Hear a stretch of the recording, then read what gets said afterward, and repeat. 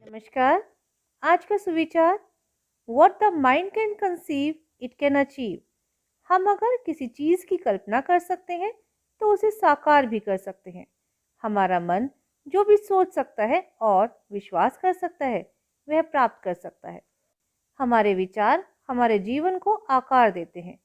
अगर हम सोचते हैं कि कोई कार्य हम कर सकते हैं तो उस कार्य को करने के लिए हम अपना सर्वश्रेष्ठ लगाएंगे। वह समस्याओं से घबराए बिना आत्मविश्वास, दृढ़ संकल्प, कड़ी मेहनत से सफलता हासिल करेंगे। कहा भी गया है, जहाँ चाहा वहाँ रहा। धन्यवाद। सुप्रभात। आज का शब्द है क्वार्टर। QUARTER। क्वार्टर का अर्थ होता है चौथाई या चतुर्थ भाग। आइए अब इसका वाक्य में प्रयोग देखते हैं।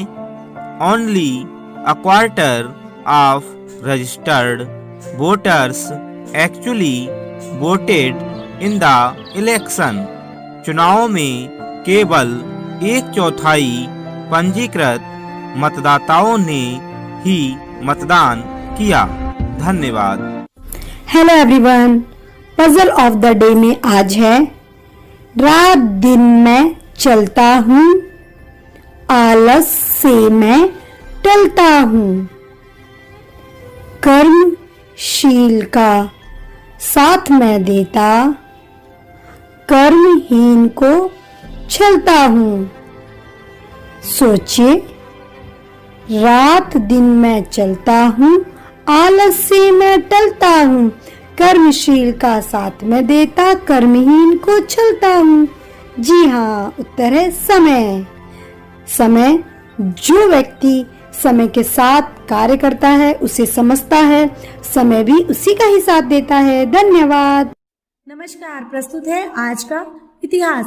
सन 1842 में आज ही अमेरिका के जॉन ग्रीनॉफ ने सिलाई मशीन का पेटेंट करवाया तथा सन 1896 में आज ही महान कवि एवं लेखक सूर्यकांत त्रिपाठी निराला का जन्म हुआ। लेखन कार्य निराला जी ने सन 1920 ईस्वी के आसपास आरंभ किया। निराला की प्रथम रचना के रूप में प्रसिद्ध जूही की कली शीर्षक कविता सन 1921 में लिखी गई तथा सन 1922 में पहली बार प्रकाशित हुई। धन्यवाद। सभी का नमस्कार। पूर्व राष्ट्रपति डॉक्टर अब्दुल कलाम ने अपने स्वयं के अनुभवों के आधार पर एक बार कहा था कि मैं अच्छा वैज्ञानिक इसलिए बना क्योंकि मैंने गणित और विज्ञान की शिक्षा मातृभाषा में प्राप्त की थी।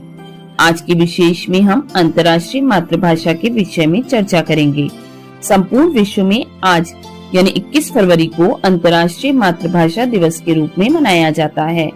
भारत के पड़ोसी बांग्लादेश की अपनी मातृभाषा बांग्ला के प्रति समर्पण ने मातृभाषा दिवस जैसी संकल्पना को विश्व के समक्ष अवतरित होने पर विवश कर दिया था। बहुत पीछे इतिहास पर दृष्टि डालें तो यह वह समय था जब 1948 में पाकिस्तान सरकार ने उर्दू को राष्ट्रभाषा का दर्जा दिया। आज का बांग्लादेश उस समय का पूर्वी पाकिस्तान हुआ करता था। 21 फरवरी 1952 को ढाका यूनिवर्सिटी के विद्यार्थियों तथा अन्य कई सामाजिक कार्यकर्ताओं ने सम्मिलित रूप से तत्कालीन पाकिस्तान सरकार की इस भाषाई नीति का कड़ा विरोध करते हुए अपनी मातृभाषा बांग्ला के अस्तित्व की रक्षा के लिए अनेक प्रदर्शन किए। अंततः 29 फरवरी 1956 को पाकिस्तान सरकार को बांग्ला भाषा को आधिकारिक भाषा का दर्जा देना पड़ा। मातृभाषा विजयी हुई और इस तरह 1952 में भाषा आंदोलन के दौरान अपनी मातृभाषा के लिए शहीद हुए युवाओं की स्मृति में यूनेस्को ने 17 नवंबर 1999 में 21 फरवरी को अंतर्राष्ट्रीय मातृभाषा दिवस के रूप में मनाने की घोषणा की। पहली बार 21 फरवरी 2000 को अंतर्राष्ट्रीय मातृभाषा दिवस मनाया गया था। वास्तव में इस दिवस को मनाने का मुख्य उद्देश्य भाषाई और सांस्कृतिक विविधता के साथ साथ बहुभाषिता को बढ़ावा देना है। धन्यवाद। नमस्कार बच्चों, प्रस्तुत है आज की प्रश्नोत्तरी यानी टुडेज क्विज। आज की प्रश्नोत्तरी आधारित है देश और उनकी राजधानियों पर। प्रश्न नंबर 1, रोमानिया की राजधानी क्या है? इसका उत्तर है रोमानिया की राजधानी बुखारेस्ट है। प्रश्न नंबर 2, आयरलैंड की राजधानी क्या है? इसका उत्तर है आयरलैंड की राजधानी डबलिन है। प्रश्न नंबर 3, वेटिकन सिटी की राजधानी क्या है? इसका उत्तर है वेटिकन सिटी की राजधानी वेटिकन सिटी है। यह देश यूरोप महाद्वीप में स्थित है। यह पृथ्वी का सबसे छोटा और स्वतंत्र राज्य है। इस वेटिकन सिटी में रोम कैथोलिक धर्मगुरु पोप का निवास स्थान है। प्रश्न नंबर 4, संयुक्त राज्य अमेरिका की राजधानी क्या है? इसका उत्तर है बच्चों संयुक्त राज्य अमेरिका की राजधानी वाशिंगटन डीसी है। इसे संयुक्त राज्य इसलिए कहते हैं क्योंकि यह 50 राज्यों से मिलकर बना है। आशा है आप लोगों को यह प्रश्नोत्तरी पसंद आई होगी। धन्यवाद। Good morning students. आज की मॉर्निंग असेंबली की बाल कविता का शीर्षक है हिंदी स्वाभिमान की भाषा। हिंदी स्वाभिमान की भाषा, उगते से विहान की भाषा, इसके भीतर बैठो देखो मीरा और रस खान की भाषा। नहीं मिटेगी अमर रहेगी घर आंगन जहान की भाषा, इसकी अपनी आन बान है भारत के गौरव की भाषा। शिक्षा और संस्कृति की धरोहर, युवा के सपनों की भाषा, चिरकाल तक जीवित रहेगी देवनागरी व्याकरण की भाषा। हिंदी स्वाभिमान की भाषा, उगते से विहान की भाषा, हिंदी स्वाभिमान की भाषा। सुप्रभात बच्चों, अब बारी है कहानी सुनने की। एक थी मैना, डैने फैलाकर उड़ती थी तथा मीठे बैन सुनाती थी। सुना आवाज ना, ये मैना की आवाज है। एक दिन वह मीना के खपरेल पर बैठी थी। एक शैतान लड़का उसे पकड़ने की तैयारी में जुटा था। तभी पास से गुजर रहे कैलाश ने उसे देख लिया। कैलाश नहीं चाहता था कि मैना को वह शैतान लड़का पकड़े, इसलिए कैलाश ने एक ढेला मैना की ओर उछाल दिया, जिससे मैना उड़ गई और उसकी जान बच गई। बच्चों, ये कहानी तो बहुत छोटी सी है, पर इसमें सीख बहुत बड़ी मिलती है।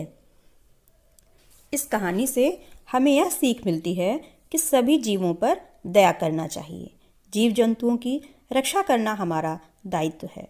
हमारी प्रकृति में पाए जाने वाले विभिन्न जीव जंतु एक दूसरे पर निर्भर हैं और सबका पर्यावरण में अपना स्थान है।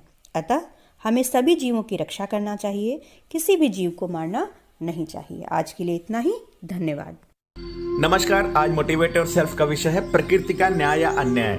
आज हम आपसे एक बड़ी रोचक घटना शेयर करने जा रहे हैं, जिस पर अपने विचार अवश्य साझा करें। एक प्रशिक्षण के दौरान हमारे समूह ने एक चार्ट पर चित्र कहानी का निर्माण किया। इस चित्र में एक बाग में 2 बच्चे जाते हैं।